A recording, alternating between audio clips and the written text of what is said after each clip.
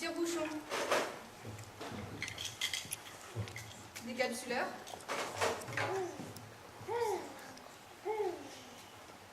Je vais lui jeter un œil et lui prêter une oreille. moi, je vais lui ajouter un bon gros morceau de matière grise avant de le laisser mariner dans ce bouillon de culture quelque temps. Qu'en pensez-vous? Actus, chers collègues, actus. J'attendrai qu'il ait fini de mariner pour lui mettre les mots en bouche. Oh, mais regardez, chers collègues, voici un nouveau cobaye qui s'avance vers nous. Ah, quelle belle journée pour la science théâtrale, chers collègues. Quelle belle journée. Bonjour, je pense que vous allez pouvoir m'aider.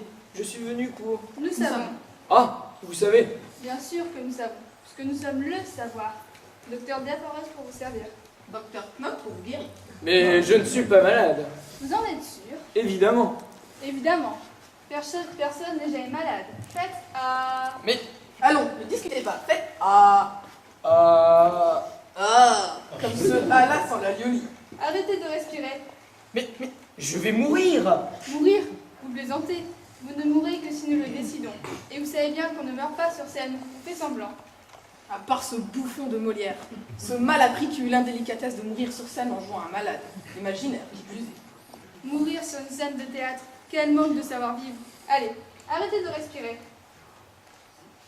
Respirez. Parlez. Qu'est-ce que je dois dire? Mais votre rôle, bien évidemment. Quel rôle? Vous n'avez pas encore été distribué? Distribué? Non. Avez-vous remarqué qu'il respire à contre-temps? En effet, Je respire à contre-temps? C'est grave, docteur? ça peut l'être, ça peut l'être. Il faut que vous fassiez attention. Sur une scène de théâtre, vous devez respirer votre texte en respectant sa ponctuation, pour mieux le déguster, pour mieux vous le mettre en bouche, comme on dit. Il faut que vous preniez l'air du temps. Et que vous ayez l'air de prendre l'air. Il faut que vous fassiez croire aux spectateurs que vous sentez le parfum du printemps, alors que ça pue la poussière sur scène. Il faut lui faire croire que vous respirez l'air du large, alors que vous êtes coincé entre les murs de ce théâtre. Toussez. Éternuez. Atchou. Mouchez. Comme on dit, pour jouer sur scène, il faut bon pied et bon œil. On va voir ça. Vous allez passer un test visuel. Essayez avec ça. Qu'est-ce que vous voyez? Rien. C'est bien. Il va falloir lui mettre les yeux en face des trous. Et votre imagination? Que voit-elle? Rien non plus. Ah, ça c'est mauvais. C'est très mauvais. Vous commencez mal, jeune homme. Pour créer un personnage, il faut aussi de l'imagination. J'en conviens. Et de l'affectif. Tout à fait. Tout à fait. Voyons si notre ami a un corps réactif aux émotions durables. Ne bougez pas. Mais attendez. Alors, que ressentez-vous? Ça vous chatouille ou ça vous gratouille? Ça pique. D'après le test de sentimentalité, il semble que ces ressources humaines sont en bon fonctionnement vital. Ce sera utile pour le futur personnage qu'il va créer. Mais je ne suis pas un comédien. Pas encore. Puisque vous venez pour une audition.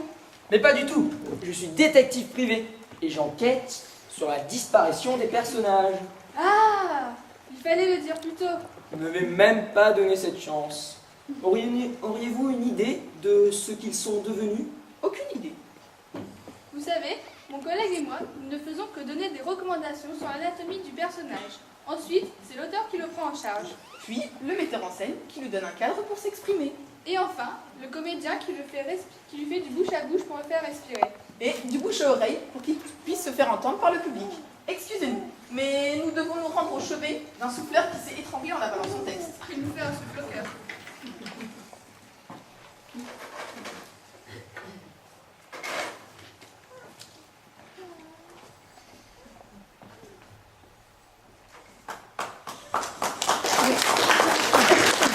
Ouais.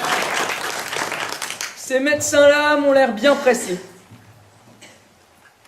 Ils auraient fort bien pu éliminer personnages, car ce sont eux qui font passer la visite médicale de ces personnages.